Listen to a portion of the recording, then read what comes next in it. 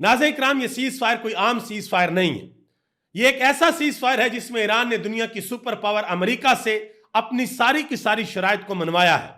और इसमें कुछ ऐसी शराइत भी शामिल है जिनके बारे में कहा जाता था कि अमेरिका कभी भी इन शराइत को नहीं मानेगा, लेकिन ईरान ने बजोरे बाजू अपनी सारी की सारी शराइत को मनवा लिया है।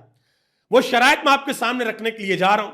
इसके बाद आपको अंदाजा होगा कि जीता कौन और हारा कौन। और आपसे गुजारिश है कि शराइत सुनने के बाद आपने अपनी राय का इज़हार कमेंट बॉक्स के अंदर जरूर करना है। सबसे पहले नंबर पे जो ईरान ने शर्त रखी है वो ये है कि हमें गारंटी दी जाए कि दोबारा हमारे ऊपर जारियत मुसल्लत नहीं की जाएगी। यानी कि यह गारंटी दी जाए कि दोबारा ऐसा नहीं होगा कि इस्राइल अमेरिका को पंप करे कि आप जाकर ईरान के ऊपर हमला करें और अमेरिका ईरान के ऊपर आकर हमला कर दे, ईरान के पुलों को निशाना बनाए, ईरान के पावर प्लांट्स को निशाना बनाए, ईरान के अंदर छोटे छोटे बच्चों के स्कूलों के ऊपर हमले करे, ईरान के जो एनर्जी सेक्टर है उनको निशाना बनाए और ईरान का जो सिविलियन इंफ्रास्ट्रक्चर है उसको निशाना बनाए। ये ईरान ने कहा कि सबसे पहले नंबर पे हमें यह गारंटी दी जाए कि इस तरह का काम दोबारा नहीं किया जाएगा।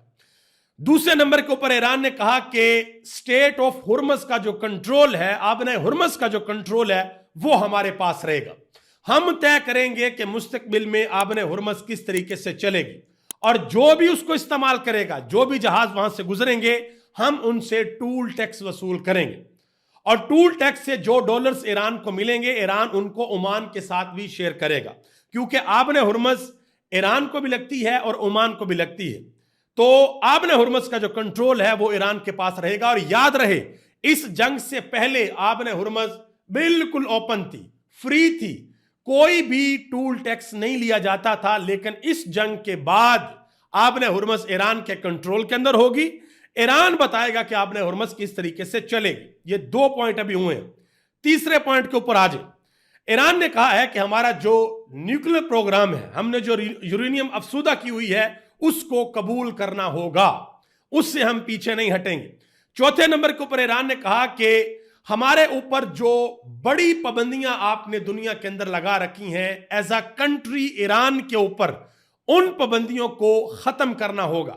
और वो पाबंदियां अगर ईरान के ऊपर से खत्म होती हैं तो सबसे ज्यादा फायदा पता किसको होगा?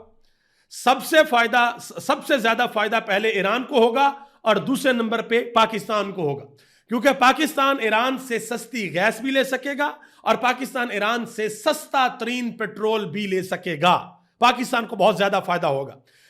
पांचवें नंबर पे ईरान ने कहा कि हमारे जो इदारे हैं, हमारे अदारों के ऊपर जो पाबंदियां लगी हुई हैं उन पाबंदियों को भी खत्म किया जाए। यानी कि ईरान के ऊपर एज अ कंट्री जो पाबंदियां वो भी खत्म हूं और ईरान के अदारों के ऊपर जो पाबंदियां हैं वो भी खत्म हूं। ये 5 शराइत होगी। छठे नंबर पे ऊपर उन्होंने कहा कि यूनाइटेड नेशन ने जो हमारे खिलाफ करारदादें मंजूर की हुई हैं, हमारे ऊपर पाबंदियां यूनाइटेड नेशन से, वो भी खत्म की जाएं। 7वें नंबर के ऊपर ईरान ने कहा कि हमारा जो न्यूक्लियर प्रोग्राम है उसके ऊपर जो IAEA ने जो पाबंदियां लगाई हुई हैं, जो जोहरी ताकत के हवाले से आलमी अदारा उसने जो पाबंदियां लगाई हुई हैं वो पाबंदियां भी हमारे ऊपर से खत्म की जाए। 8वें नंबर पे ईरान ने कहा कि इस जंग के अंदर जितना हमें नुकसान हुआ है वो नुकसान अमेरिका भरेगा, हमें उसका तवान दिया जाए जो आपने हमारा नुकसान किया। 9वें नंबर के ऊपर ईरान ने कहा कि खित्ते के अंदर जितनी भी अमेरिकी फौजें हैं वो यहां से वापस जाएंगी। हमें यह कबूल नहीं है कि सऊदी अरब के अंदर, मुत्तहदा अरब अमारात के अंदर, कतर के अंदर, कुवैत के अंदर, बहरीन के अंदर, ओमान के अंदर अमेरिकी अड्डे हों। ईरान ने कहा कि हम इनको अपने लिए खतरा महसूस करते हैं, लिहाजा अमेरिका को यहां पर नहीं होना चाहिए, अमेरिकी फौजें यहां से हर सूरत वापस जाएंगी। 10वें नंबर के ऊपर ईरान ने वाज़ेह तौर पर कहा कि सीज फायर तमाम महाजों के ऊपर होगा। हिजबुल्लाह के साथ जो लुबनान के अंदर लड़ाई हो रही है वहां पर भी होगा, ईरान में भी होगा, और गजा के अंदर जो सारे मामलात है वहां पर भी सीज फायर होगा। ये 10 के 10 पॉइंट हैं जो ईरान ने रखे हैं अमेरिका के सामने। और इन 10 पॉइंट के ऊपर गारंटी दी है चाइना ने। जो सीज फायर करवाया है उसमें पाकिस्तान का बहुत बड़ा रोल है।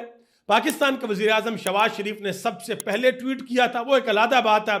बहुत से लोग तनकीद कर रहे हैं जी भी ड्राफ्ट बनाया था, तो वो वल्लाहु आलम को वो ड्राफ्ट कहां से आया, पाकिस्तान से ही था या बाहर से आया, जहां से भी आया, लेकिन पाकिस्तान ने एक बड़ा रोल अदा किया। और पाकिस्तान के कहने के ऊपर चाइना ने भी साथ दिया और इस सीज फायर को बिल्कुल इस वक्त इंप्लीमेंट करवाया गया है। लेकिन अफसोसनाक सूरत हाल यह है कि शायद इस्राइल इस सीज फायर को नहीं मान रहा।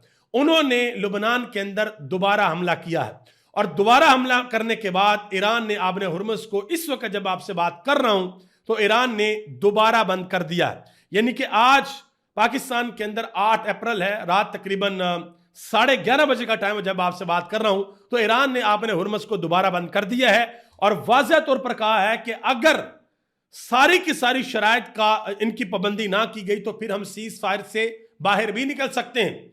और ईरान ने यह वाज़ेह तौर पर सारी दुनिया को पैगाम दिया है कि वो अमेरिका के सामने नहीं झुकेंगे। अमेरिका ने डराने की कोशिश की, धमकाने की कोशिश की, एक बहुत बड़ा ऑपरेशन ईरान के अंदर आकर किया, जिसको बाद में कहा गया जी हमने पायलट बचाया, हालांकि वो यहां से कुछ और लेने आए थे। तो ईरान अभी तक खड़ा है और ईरान किसी भी सूरत पीछे हटने को तैयार नहीं है। देखते हैं कि आने वाले दिनों में क्या होता है। अभी ये समझ लें कि सीज फायर का पहला दिन चल रहा है और पहले दिन ही सीज फायर की खिलाफवर्जी की गई है।